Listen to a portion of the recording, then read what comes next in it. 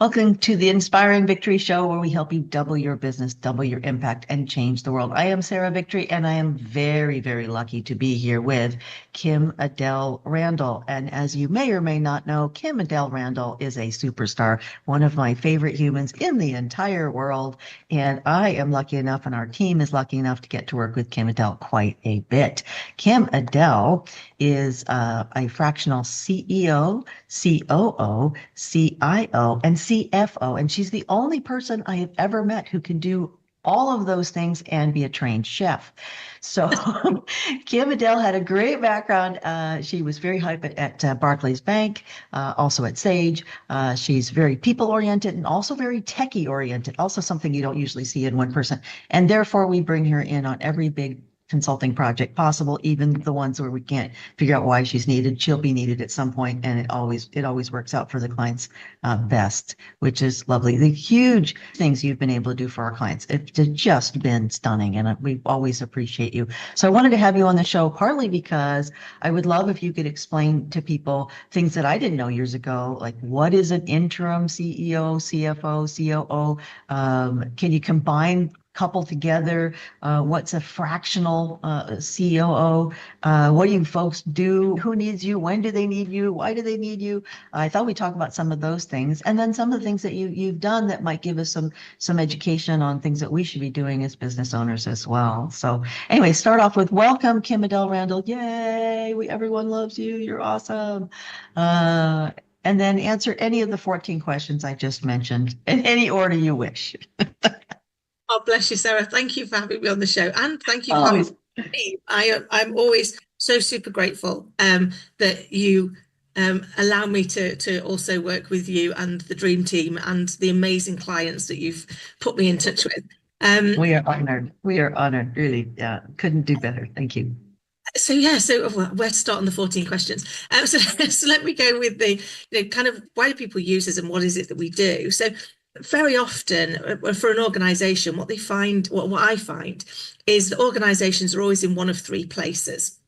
They're either in run, grow, or transform. And it might not be the whole organization, it might just be a part of it. So part of it might be running well, part of it might need to grow, but part of it might need to transform. But the type of person that you need to transform an organization is not the same as the type of person you need to run it.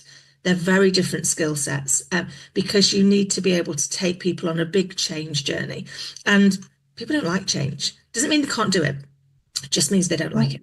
And so I tend to work with people when they're in that part. They need a part of their business that they need to transform, either to enable it to really get the growth that they're wanting and to make it scalable. So very often they've got to maybe 15, 20 million, and they've suddenly realized it doesn't scale because actually it all runs with them in it.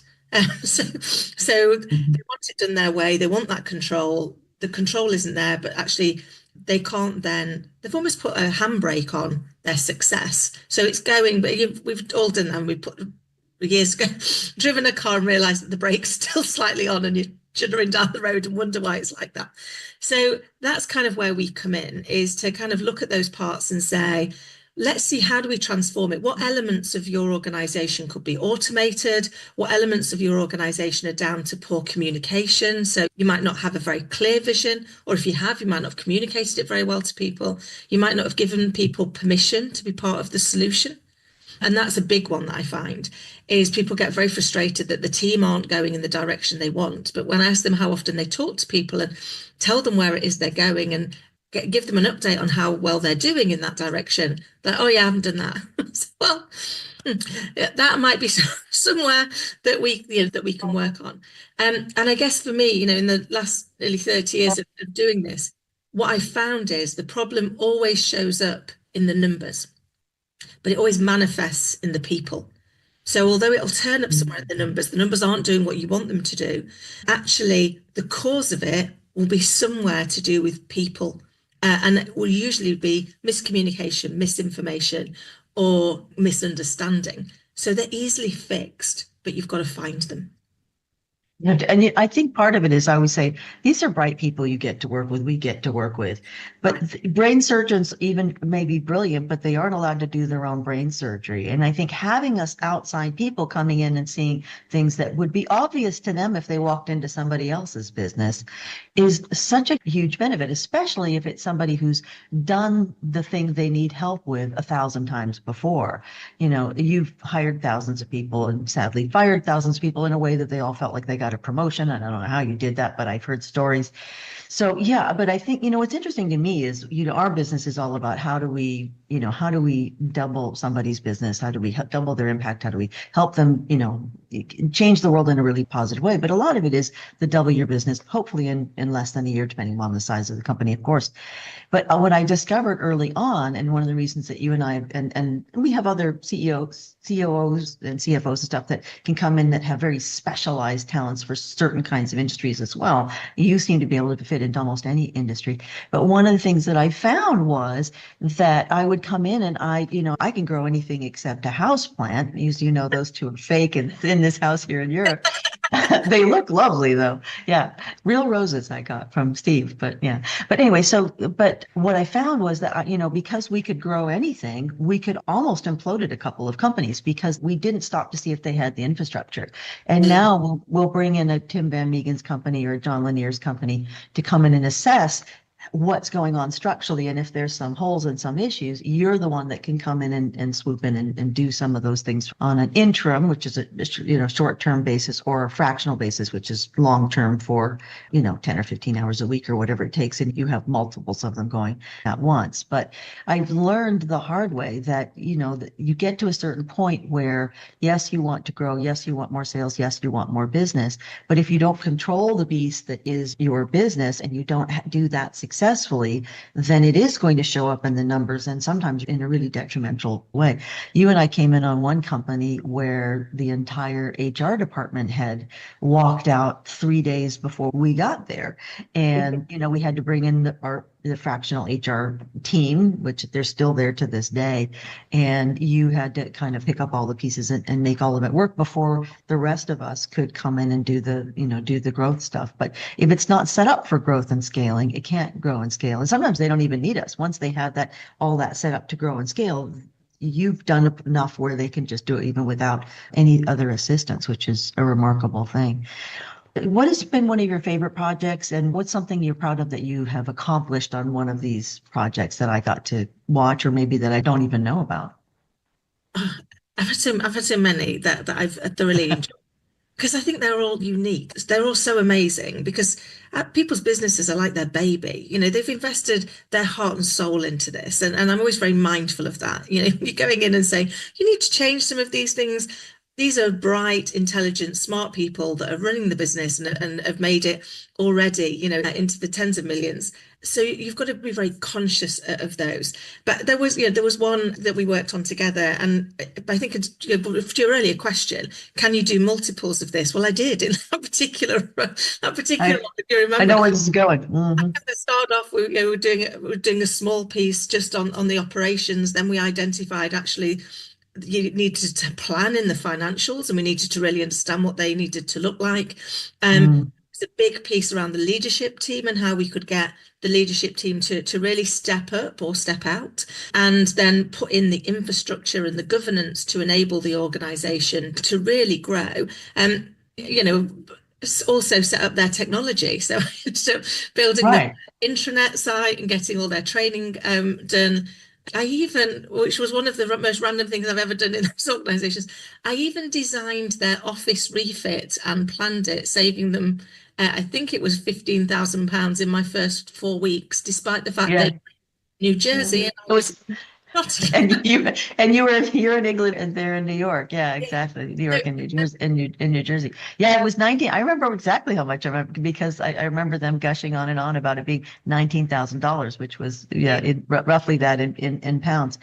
Yeah, I mean, I think you had worked with them for like 8 days when you saved them $19,000, and that that one that definitely won that particular client over very, very well. I think they would have loved to have had you just, move in and be there full time forever. Bring your daughter; it'll be great.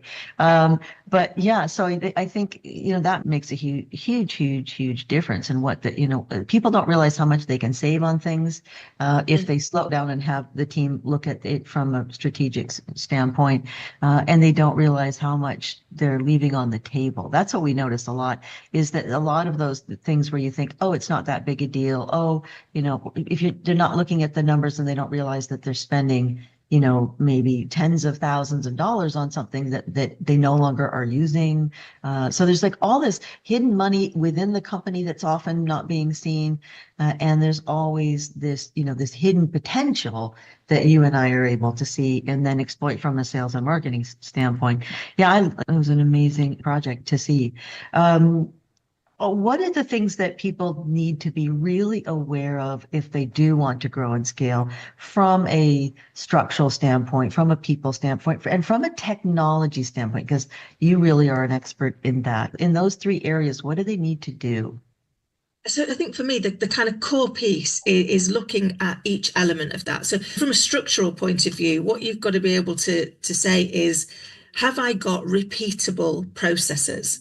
So if I keep doing this, can other people come in and learn it, and can they keep doing it as well? And that's one of the ones where I always give people a kind of simple tip, because the first thing that I get back from organizations is, I'm too busy.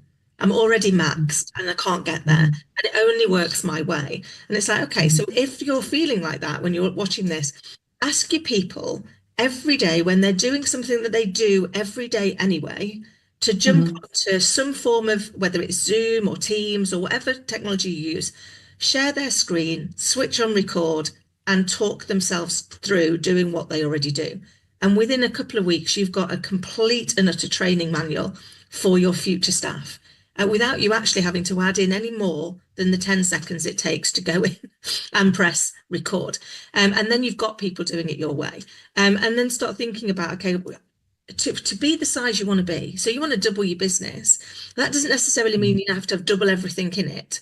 Mm-mm. Some Mm-mm. areas you're going to go, well, actually, for this to be really profitable, for me to be able to intentionally invest the money I'm saving somewhere else that's going to help me grow faster, I'm going to need to automate some of these parts. So if I've got these repeatable processes, which one of those can I now start to move across to an automation, or to use some different systems and infrastructure that are going to enable me to free up some people that have got so much skill and knowledge about your organization that there's probably a Mhm. better use for them than where you've got them. So they're doing a good job there. Nobody else can do that job because you want it doing that way. But if you had a better technology infrastructure, you could say, well, that doesn't need to take 100% of their time. That could take 20% of oversight. They become a check the checker. And now I can invest that invaluable knowledge and resource somewhere else in the business to be able to really grow them as well as growing the business. And the other part is that people infrastructure. So very often people went into the business because they've got a brilliant idea and they really are great at the thing that they're doing, and that's their skill set.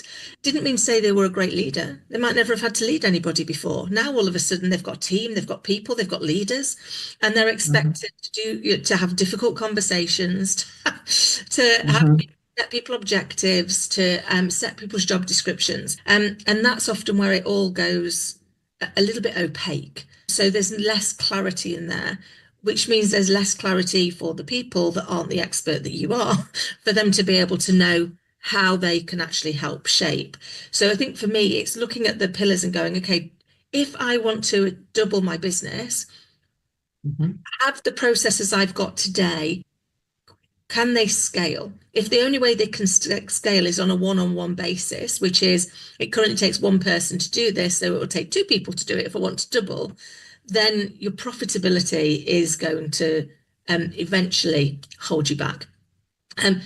You've got to look at the technology and say, what technology have I got today? Am I using it to the best Mhm. of its intention? The amount of organizations I work with that have spent billions over the years implementing technology badly that they don't use. No, yeah, it's just a total waste. Yeah. Heartbreaking. It's Well, like, because people still need to use this stuff. It doesn't matter which program you come up with or how great it is. If no one understands it, no one likes it, no one wants to use it, and they're all spending all their time. We have one client where everybody's spending spending all of their time doing workarounds until you came in and said, this is not the software for you, and enable them to upgrade to what they did need to be using that everybody was bought into, because you made sure that they all had input, and then trained them to a point where now they're spending, like you said, 15 or 20% of the time they were spending on those same tasks that were taking 100% of their time before. And that's huge, because now all of a sudden you've got this allocation of labor and time and energy and focus. And most of the time those tasks are things that people really like the least anyway. So you're not getting their enthusiasm for it to begin with. So I thought that's been really one of the brilliant things I've watched you do is, I know you spent money on this, but everyone hates it, and they're spending far more time than they were doing it manually. So maybe we need to take a step back and talk about what's the best tech solution. And no one ever talks about change management except you. It's just sort of this buzzword that nobody really knows what it means. But it means if you don't get buy-in from everybody, if you just layer it on to people and say good luck, it's going to fail no matter how good the tech is. Doesn't matter, right? it's so You true. tell me that. If you don't take people on that journey, they won't go on that journey. They'll find workaround, or it'll be a point of angst for them. I mean, many, many years ago, I worked for the Halifax just after it had allegedly merged / taken over Leeds Building Society. And even 10 years after that merger, you could still walk into a branch and guess which cashiers had started their career in the Leeds and which cashiers had started their career in the Halifax, because they were still wedded to the organisation that they started with, because they hadn't managed the people piece. So you'd hear conversations like, well, if only we did it the Leeds way, it'd be so much better.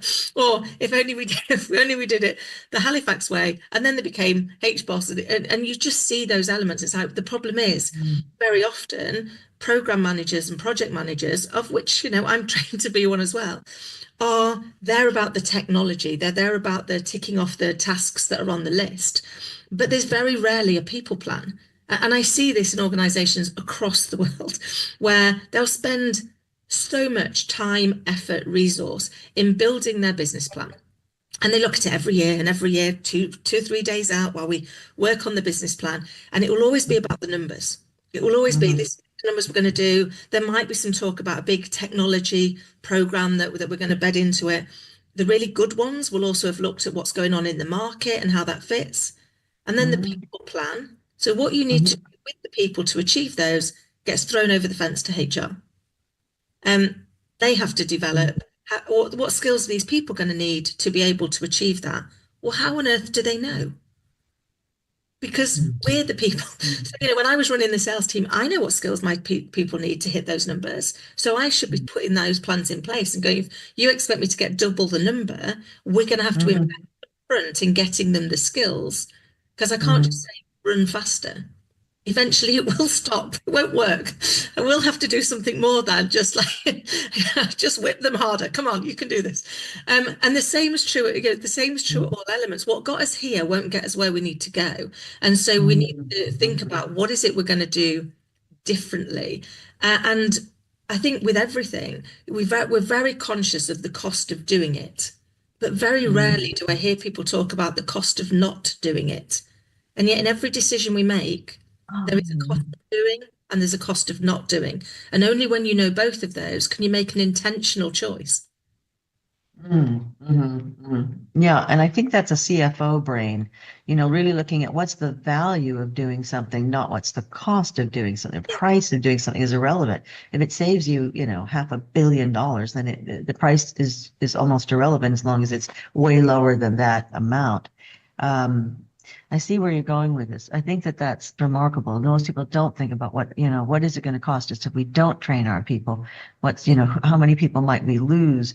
What's it going to cost us if we don't take the time to get buy-in, show people I love how you say, take people on the journey. This is going to be the new software. We want your input on what would you like and would it help you? And I always have this theory that whether you're speaking to a group of strangers or where you're speaking to your team, if they tell you something, it's gospel and they have buy-in and they're excited about it.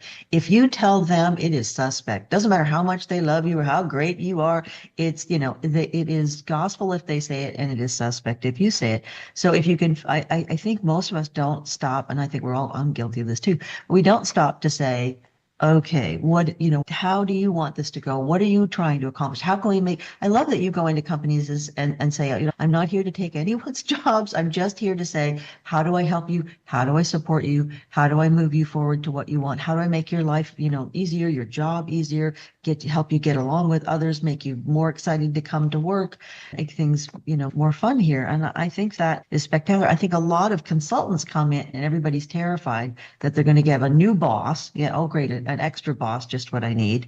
And that they're going to start, laying everybody off. And, I've never seen you lay off a single person in any of the projects that we have had. I think that you have gone in on large projects, as we said, where the company you do a lot of turnaround work or you have in the past, I know, and have to come in and say, hey, we have to, 1,000 people need to leave in order for this company not to go under and everybody to not have a job.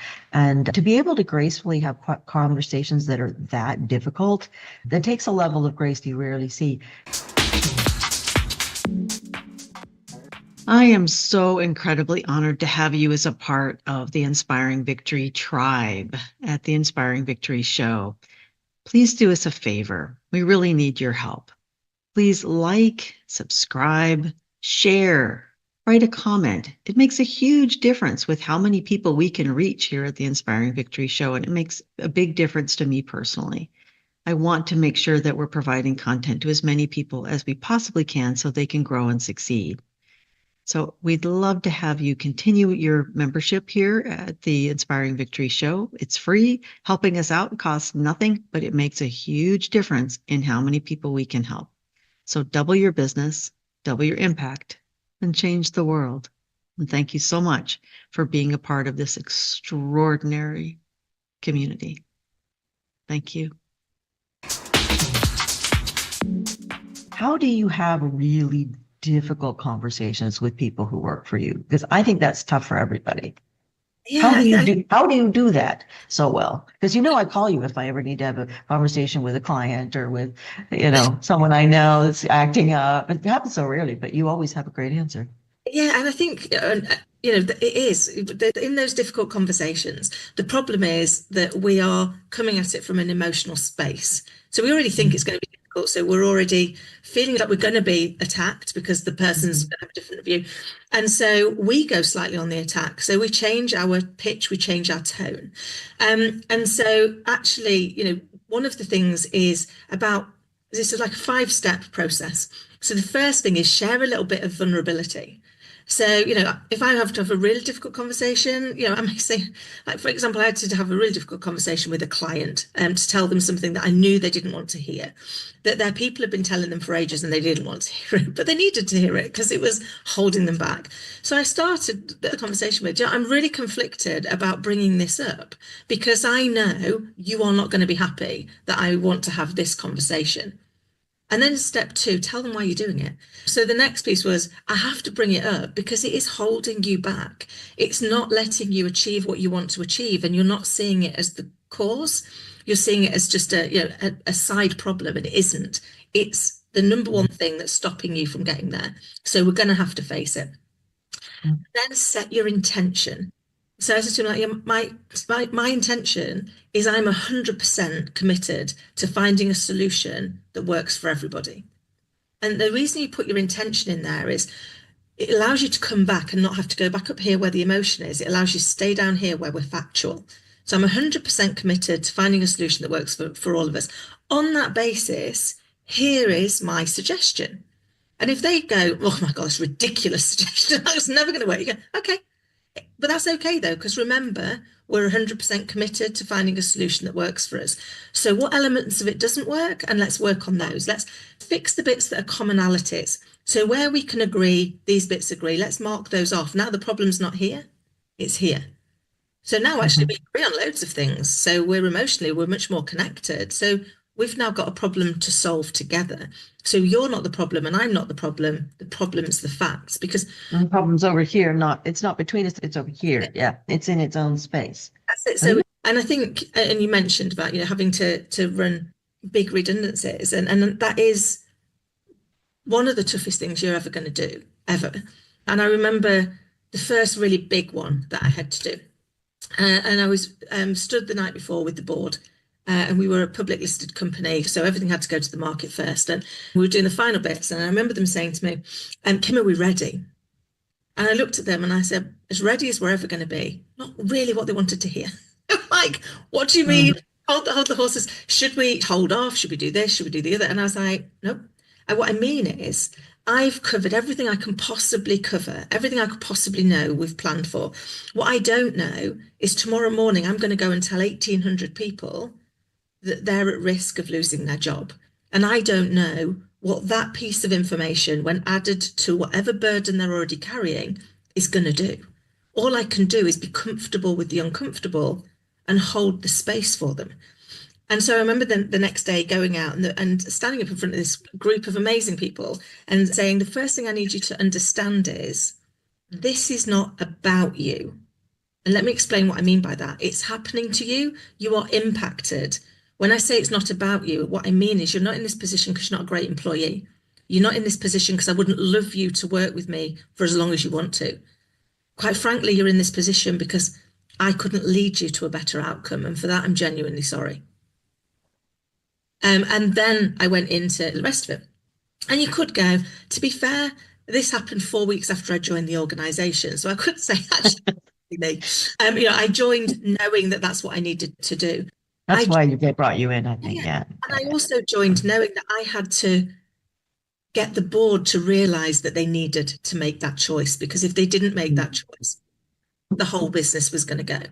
And that was part of what I shared with the people. It's like, my job as a leader is to keep people's jobs safe and keep as many jobs safe as I can. And sadly, in some cases like this one, the only way I could keep some jobs safe was to get rid of others. If not, the whole organisation went, because I wasn't willing to have a difficult conversation. And so I ran that redundancy programme. And, the things I'm proudest of is, on the day that we actually closed the site, 98% of the people had got another job. 98%, which was awesome, because we spent the time not just working on, well, you're gone now, but bringing in people to help them with their CV writing. We were closing 3 sites, so I went out to local councils and other big businesses, say, these are amazing people. They're not going to be on the market because they're not great. They're going to be on the market because we'd been under a regulatory fine from the previous, and when we were having to work those things through. So because of that, we had people coming in. I had people hugging me on the last day, and I was like, please, you do know I did this, don't you? And I don't mean that because I want people to hate me, but I wanted people to understand that who to blame. I was the person to blame. And therefore I turn up every week and go, tell me where we're going. Tell me how it feels. I mean, I did have one awkward moment where they kept badging it as coffee and cake, but they wouldn't give me any coffee or any cake. I was like, please. They wouldn't budget. They weren't giving you coffee or cake. Well, that's unacceptable. That is unacceptable. Please stop calling it coffee and cake, because it's just embarrassing. And I'm like, just me. Me, no coffee, no cake. Good luck. I've got sweets in my bag we can share, but but actually it was more about some Mentos. Yeah. It's more about the fact that what you've got to do is think about, for me, I'm very conscious of the fact that every person I speak to is somebody's mother or father or brother or sister or husband or wife or best friend. And therefore I've got all of those people in my life, and go, well, how would I want them to be spoken to? If they had to go through a redundancy, how would I like them to be treated? And then do my level best to treat the people in front of me in the same way. That's beautiful. And I love that there's a formula for this. So there's 5 steps to this formula. If you're in a situation where you have to have hard conversations with people, and we all have to have hard conversations with people. And many of us, I used to say I was, I'm allergic to conflict, but you have to get good at it. And even if it's something, I mean, nobody gets to the point going, gee, I hope I have conflict today. It's a skill you absolutely have to master. And hopefully you have a Kim-Adele Randall to teach you the ropes. So the 5 steps are just for making sure people really follow. Tell me the 5 steps in order again. First one is to share a bit of vulnerability. And the reason you do that is the other person then knows you're not there to attack them. So it's like feeling uncomfortable, because that's part of the reason there's conflict is I feel uncomfortable, you feel uncomfortable. So actually we're in our emotional part of our brain, which responds 24 times faster than the thinking part of our brain. So that's not helpful. That's going to drive everything. So once you can share some of that, the person is able to relax a little bit. So it's like, right, you're not here to attack me. Then, so share some vulnerability. Then you share why you're going to do it. So, I have to do this because we can't carry on as we are. And then set your intention. So what for you is a good outcome from the conversation? Well, for me, a good outcome from the conversation is always to find a solution that works for everybody, which means I'm not saying my way is better than anybody else's. I'm saying, look, it's got to work for us all. So if what we come up with doesn't work for you, we've not solved the problem. Right? So we've got to work a little bit harder. It's got to work. And I find there is always some sort of solution that works for everybody. I mean, it may be a bit of compromise or juggling and jockeying about, but I do find that even though it'll look impossible, there is always something that can make everybody feel as though, okay, that's something I can live with. And I love that you set that intention of being, if I'm quoting you correctly, 100% committed to finding a solution that works for everybody. And that, I mean, that's just a miraculous statement that I will be using for the rest of my life. And I'm sure everybody watching, you can use this too. Okay, so then what? What comes next? Start talking through the options. So it's like, you can start because you start the conversation, which is on the basis that we're 100% committed to finding a solution. Everybody, here's one I've thought of.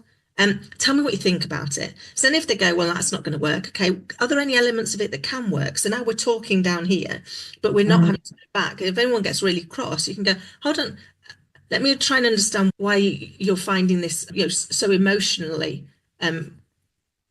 explosive, because we are 100% committed to finding a solution that works for everybody. So please, if I've in some way made you feel like I'm trying to railroad you, I'm not, because here's our intention.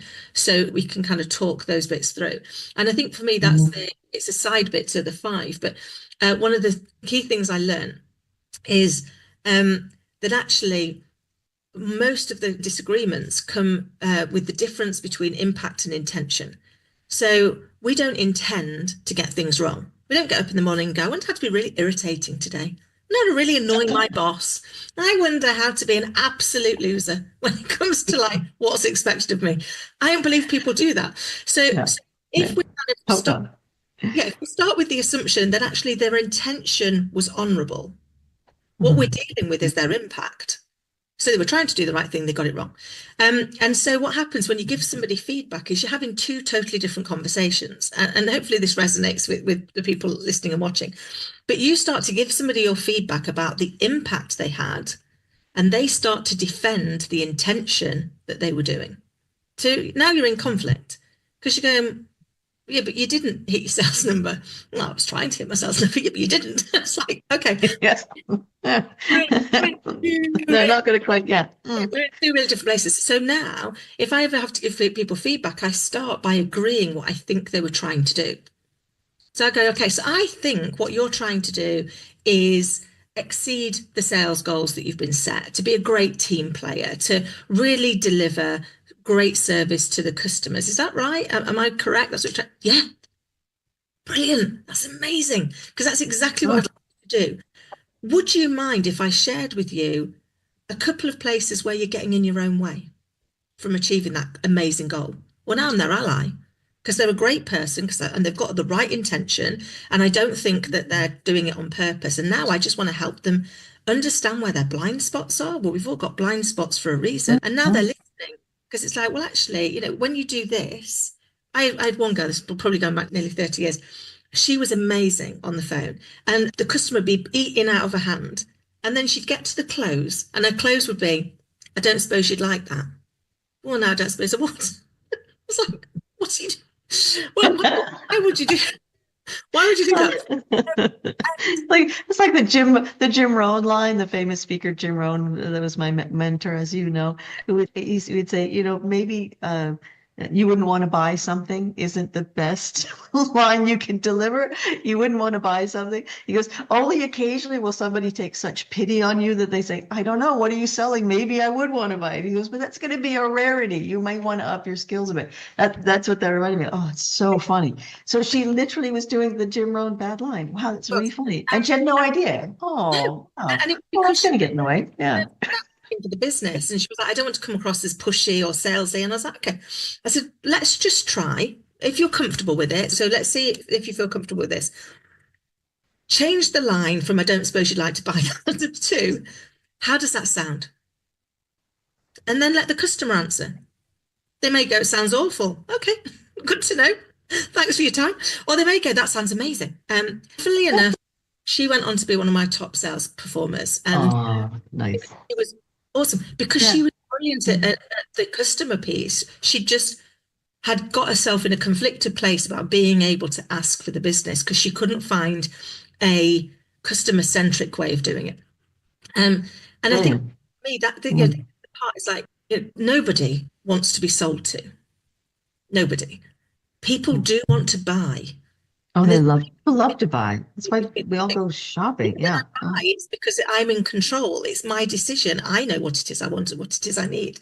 Whereas when I'm sold to, it is, well, it's been done to me. And therefore I feel a bit cheated. And so I said to, I did a course once. I've done lots of things over the years where, bosses at the time were like, this was one of them. I was doing a sales course and I said, the first thing is if you've come here to learn how to sell, don't let the door hit you on the way out. And he like was going at the back like, what on earth is she doing? I said, I'm here to teach you how to deliver great service. So if the best thing for the customer is to teach them how to use the ATM to pay a bill so they don't waste their lunch break in the queue, that's what I want you to do. But if the best thing for the customer is for you to tell them how they can save money on the mortgage they're already paying for with a competitor, then that's what I want you to do. Both of them are about the customer, but you're only going to know that if you do the unknown. Ask the customer what's going on in their world. Ask them what good looks like. Yeah. Where their frustrations are. I said, look, if you don't ask them, that you're never going to know. And so you've got to get into those conversations. The reason I was good at sales was because I asked more questions. I was more interested. And I was like, oh, we can fix it. There was a standing joke when I was branch manager that everybody came in with a complaint left with a different product. And I was like, yeah, because the product they got didn't work. They'd been sold something that didn't do what they expected it to do. That's why they were complaining. But instead of asking them what a good outcome is for them, what would good look like? What would make this right for you? We just started telling them the features and benefits of the thing they've been sold. It's like, doesn't matter. Never going to work. It always comes down to curiosity, I think. If we can be more curious about the other person, what would good look like for them? What's a good outcome for them?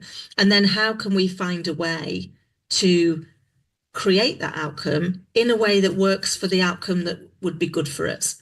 Because when we look at it from those angles, we see more things because there's the old saying, isn't it? There's two sides of the truth. I believe there's three. There's my truth, your truth, and the actual truth. And that's because when we look at something, we make it mean something. So something happens, and because our emotional brain does work 24 times faster than our thinking brain, something happens and we make it mean something. It makes us feel something. So you may feel something very different to what I feel, because we've got different experiences, different emotional ties to things, different upbringings. And so we're now dealing with what we've made it mean instead of what's actually happening. So if you really looked at a situation, there would be what's actually happened and what we've both made it mean. And then how do we bring it back to the facts? So one of the things I say to myself all of the time in my head is, what's actually happening and what am I making it mean? Because that allows me to just Mm. catch myself in the moment that goes, oh yeah, yeah. Mm.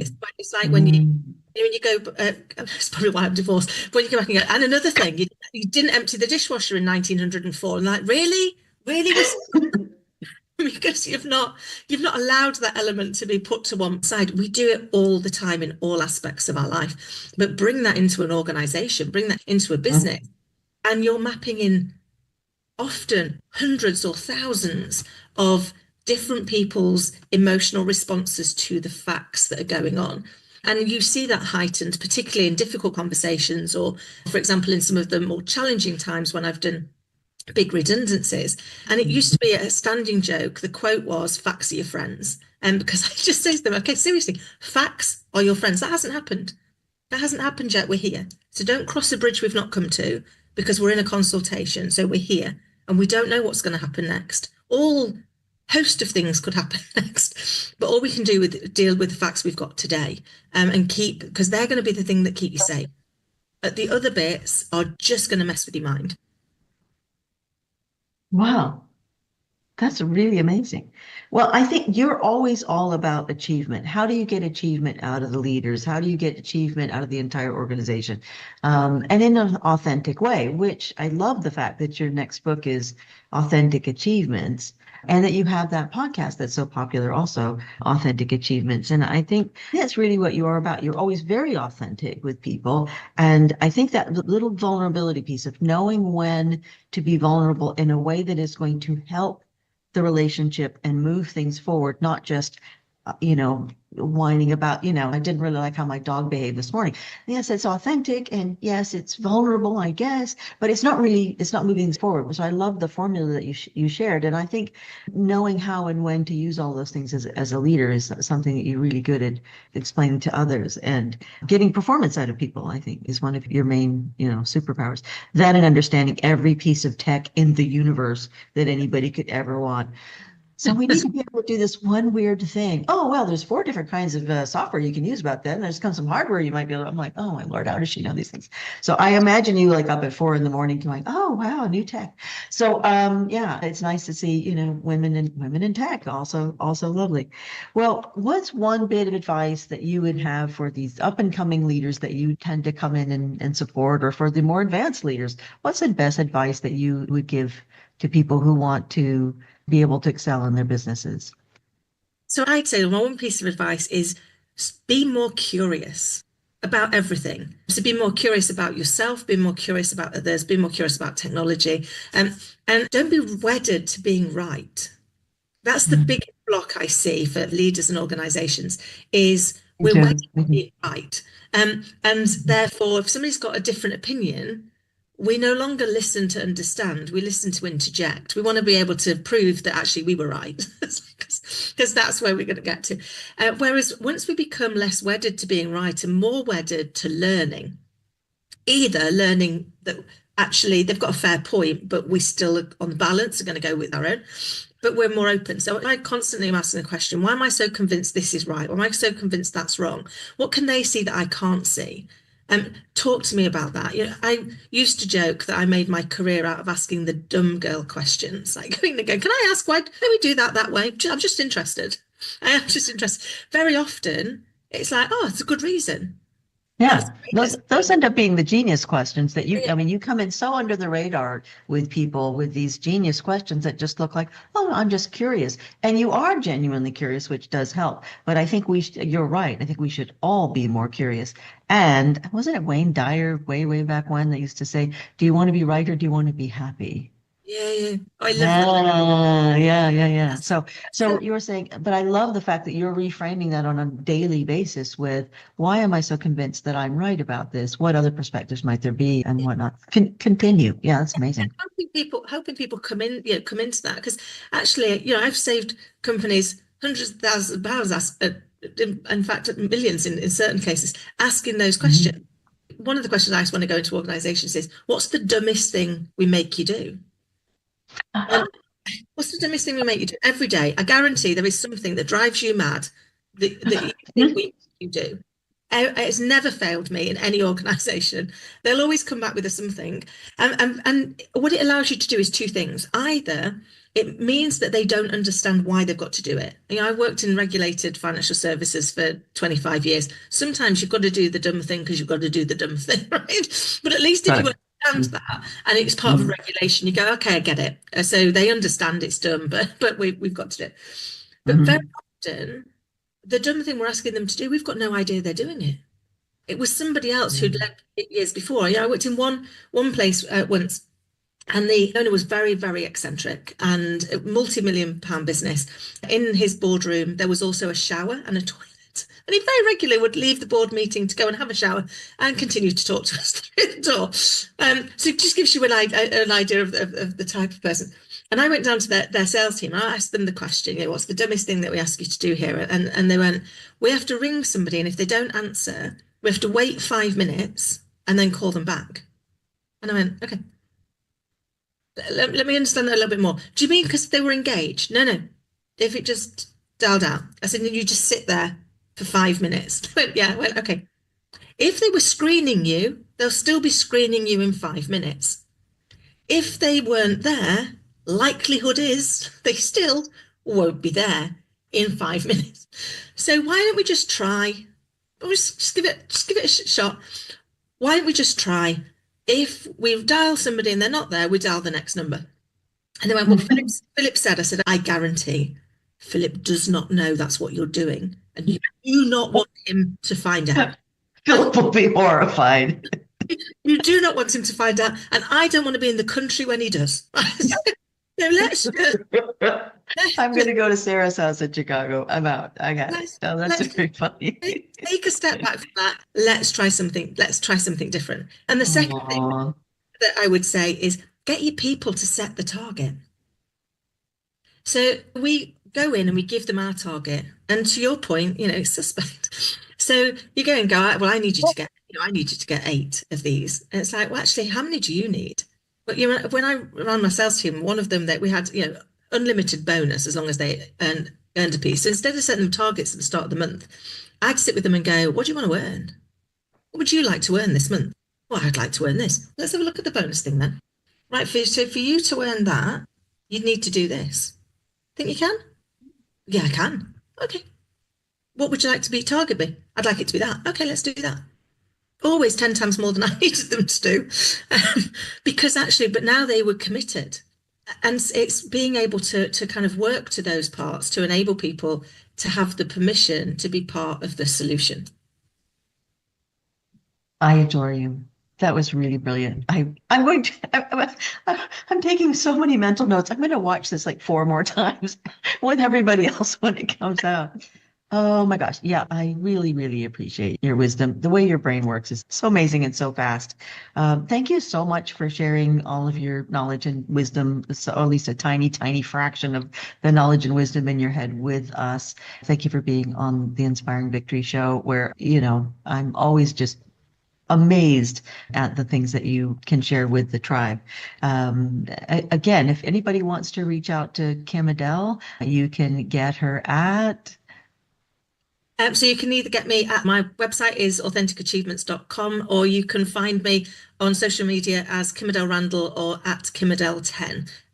So just reach out. I always love hearing other people's stories and always happy to help. And always do it brilliantly and with great generosity and grace. Well, thank you very, very much for being on the show. Always nice to see you. I always love spending time with you, whether it's virtual or in person. Thank you for doing such a great job for all the clients. I know that they will be like cheering this episode on and putting in the comments how great you are. And you, if you are watching this or listening to this, we are so glad to have you as a part of the tribe, hoping that every single episode is a way for you to grow and achieve more and have those authentic achievements that Kim-Adele is always talking about. So double your business, double your impact, change the world, do something brave every single day, even if that means dealing with conflict. But now you have the tools to do it. And, we're just honored to have you as a part of the tribe. And thank you again, Kim-Adele Randall, for being on the show. Well, thank you for having me, Sarah.